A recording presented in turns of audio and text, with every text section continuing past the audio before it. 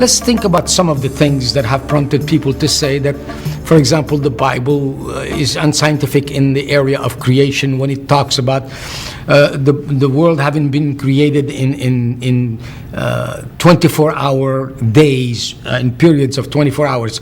The issue is this: does the Bible really speak of 24-hour days?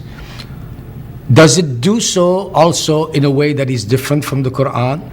Both of those books speak of Yom as meaning either a 24-hour period or an indefinite amount of time. We know in the scriptures that it is said that with the Lord a day is as 1,000 years, and 1,000 years is as a day. God does not look at time the way we do, which points to us that there is something figurative here. And if it is figurative, we cannot use the idea of a 24-hour day and say the Bible is unscientific, because it could be an indefinite period. The early commentators on the Injil and the Torah and so forth, even those whom we call the church fathers, agreed that there was nothing in the scriptures that would say that the day was 24 hours. We have an authoritative interpretation of what the Quran says, and that authoritative interpretation is not mine. It is what we call the hadith. The hadith is the authoritative interpretation.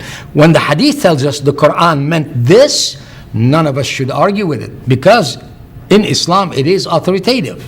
Granted? So, what does the hadith tell us about the way creation was understood in the Quran? Here's what the hadith says. For example, Sahih Muslim tells us about 24-hour days, because this is the testimony of Abu Huraira, reported that Allah's messengers, peace be upon him, took hold of his hands when he had asked him a question about the creation, and he said, Allah the exalted and glorious created the clay on Saturday, and he created the mountains on Sunday, and he created the trees on Monday, and he created the things entailing labor on Tuesday, and created light on Wednesday.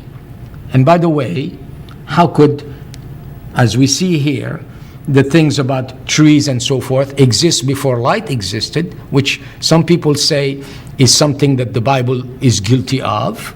How could trees and so forth be there before light? But the hadith continues and says that on Wednesday, he created light on Wednesday, and he caused animals to spread on Thursday, and created Adam, peace be upon him, after Asr on Friday, the last creation at the last hour of the hours of Friday, that is between afternoon and night.